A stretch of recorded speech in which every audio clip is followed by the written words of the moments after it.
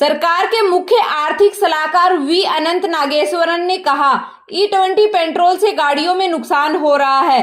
पुराने two wheelers के लिए E10 पेट्रोल की बिक्री फिर से शुरू की जानी चाहिए। भारत ने पेट्रोल में एथेनॉल मिलाने का लक्ष्य समय से पहले हासिल करके अरबों रुपए तो बचा लिए, लेकिन अब नया खाद्य संकट खड़ा हो रहा है। एथेनॉल की बढ़ती मांग को पूरा करने के लिए गन्ना, मक्का और चावल जैसी खाद्य फसलों को बड़े पैमाने पर एथेनॉल फैक्ट्रियों में भेजा जा रहा है, जिससे सीधे तौर पर खाद्य महंगाई को बढ़ावा मिलेगा। भाजपा की नई टीम में 65 सदस्यों में 51 नए चेहरे। भाजपा के राष्ट्रीय अध्यक्ष नितिन नवीन ने सोमवार को नई टीम का ऐलान कर दिया है। इसमें 65 सदस्य हैं। इनमें से 12 यानी कि 18% महिला सदस्य हैं। 14 सदस्यों को दोबारा जिम्मेदारी दी गई है, जबकि 51 नए सदस्य हैं। 73 साल की वसुंधरा राजे सबसे सीनियर है, जबकि 35 साल के डॉक्टर हेमांग जोशी सबसे युवा हैं। नई टीम में 13 उपाध्यक्ष, 8 महासचिव, 16 सचिव और 28 सदस्य शामिल हैं। नई टीम की 22 अगस्त को दिल्ली में बैठक होगी। भाजपा में नितिन नवीन की टीम में राम माधव व स्मृति ईरानी वापसी, मालवीय बाहर। भाजपा अध्यक्ष नितिन नवीन ने 65 सदस्यों की नई कार्यकारिणी में राम माधव को उपाध्यक्ष और स्मृति ईरानी को महासचिव बनाकर वापस लिया है। भाजपा आईटी सेल के प्रभारी अमित मालवीय को हटा दिया गया है। दीपक महेश के उसकी जगह लेंगे। वहीं राजस्थान की पूर्व मुख्यमंत्री वसुंधरा राजे उपाध्यक्ष बनी रहेंगी। यूपी से 2 मुस्लिम चेहरों तारिक मसूर और बासित अली को शामिल किया गया है। राहुल सोनिया पर वंदे मातरम के अपमान का आरोप, जांच शुरू। दिल्ली पुलिस ने राहुल और सोनिया गांधी के खिलाफ वंदे मातरम के अपमान से जुड़े मामले की जांच शुरू कर दी है।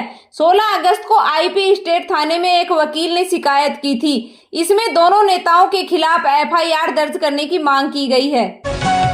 सुप्रीम कोर्ट ने राहुल गांधी को आय से अधिक संपत्ति मामले में राहत दी है। कोर्ट ने सोमवार को इस मामले में इलाहाबाद हाई कोर्ट की सुनवाई पर रोक लगा दी है। सीबीआई और ईडी को भी निर्देश दिया गया है कि वे हाई कोर्ट में कोई भी रिपोर्ट दाखिल ना करें। उज्जैन के नागचंदेश्वर मंदिर में सोमवार को भगदड़ जैसे हालात बने। करंट फैलने की अफवाह के चलते लोग बैरिकेड हटाकर भागने लगे। इस कोशिश में कुछ लोग दूसरों के ऊपर गिर गए। 3 लोग अस्पताल में भर्ती हैं। धीरेन्द्र शास्त्री ने कहा, धार्मिक स्थानों पर वीआईपी एंट्री बंद हो। सुप्रीम कोर्ट बोला, 7 दिन में फाइनल करें हवाई किराया नियम। हवाई किराए में मनमानी बढ़ोतरी और यात्रियों से लिए जाने वाले अतिरिक्त चार्ज पर सुप्रीम कोर्ट ने सोमवार को सख्त रुख अपनाया है। सरकार ने नए नियमों के लिए 3 हफ्ते का समय मांगा, लेकिन कोर्ट ने कहा इसे 7 दिन के भीतर प्रकाशित कीजिए। अगर एयरलाइंस न माने तो प्लेन जमीन पर ही खड़ा कर दीजिए। 326 सांसदों, 14 राज्यों के सीएम पर आपराधिक केस। सुप्रीम कोर्ट में सोमवार को पेश राजनीतिक अपराधीकरण रिपोर्ट के मुताबिक लोकसभा के 251 और राज्यसभा के 75 सदस्यों पर आपराधिक मामले दर्ज हैं। वहीं 28 राज्यों में 14 राज्यों के मुख्यमंत्री ने भी अपने खिलाफ आपराधिक मामले घोषित किए हैं, जिनमें गंभीर मामले भी शामिल हैं। देश भर में तेज बारिश से बिगड़े हालात। यूपी के कई शहरों में लगातार बारिश से बाढ़ जैसे हालात बन गए हैं। प्रयागराज में 3 से 4 फीट तक पानी भरने से कारें, बाइक डूब गई हैं। कई घरों के ग्राउंड फ्लोर डूब गए हैं। वहीं उड़ीसा के कई जिलों में बाढ़ की स्थिति गंभीर बनी हुई है। केंद्रपाड़ा में 312 छात्र और 10 शिक्षक 2 दिन से स्कूल में फंसे हैं। स्कूल चारों तरफ से करीब 10 फीट पानी से घिरा है। हिमाचल प्रदेश में मानसून की घटनाओं के कारण 187 लोगों की मौत हो चुकी है।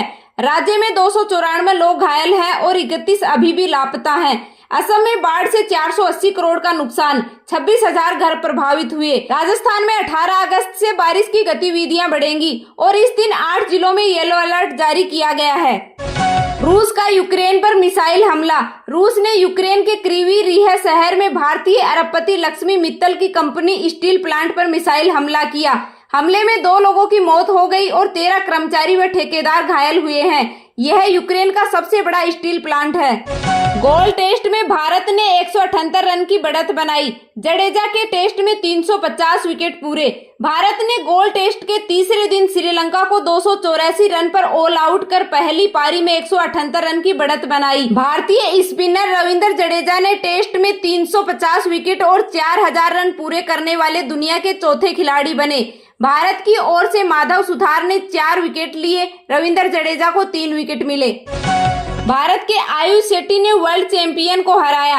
भारत के युवा बैडमिंटन स्टार आयुष शेट्टी ने बैडमिंटन वर्ल्ड चैंपियनशिप के पहले राउंड में वर्ल्ड चैंपियन और वर्ल्ड नंबर 1 चीन के सी यूची को हरा दिया। दुनिया के 22वें नंबर के खिलाड़ी आयुष ने मेंस सिंगल का यह मुकाबला 21-14, 13-21, 21-19 से जीता। बैडमिंटन वर्ल्ड चैंपियनशिप में सिंधु की जीत से शुरुआत। भारत की पीवी सिंधु ने विमेंस सिंगल के पहले राउंड में आयरलैंड की सोफिया नोबल को 29 मिनट में 21-7, 21-11 से हराया। दूसरे राउंड में सिंधु का मैच कनाडा की वेन यू झांग से होगा। पहले दिन एशियन ओपन में भारत का दबदबा।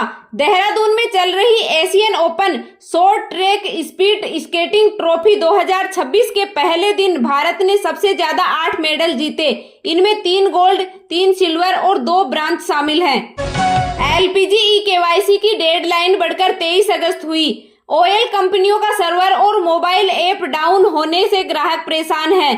काउंटर्स पर काम रुकने के कारण एलपीजी एजेंसियों पर लंबी कतारें लगी हैं। बैंकिंग सुधारों के लिए जल्द बनेगी हाई लेवल कमेटी। वित्त मंत्री निर्मला सीतारमण ने सोमवार को यह घोषणा की। उन्होंने कहा, बैंकों का एनपीए सबसे निचले स्तर पर है। यह कमेटी विकसित भारत की और बैंकों की भूमिका की समीक्षा करेगी। आज के सोने चांदी भाव। आईबीजे के अनुसार 24 कैरेट सोने की कीमत करीब 1,54,000 रुपए प्रति 10 ग्राम है। वहीं चांदी का भाव 2,36,000 रुपए प्रति किलोग्राम के आसपास है।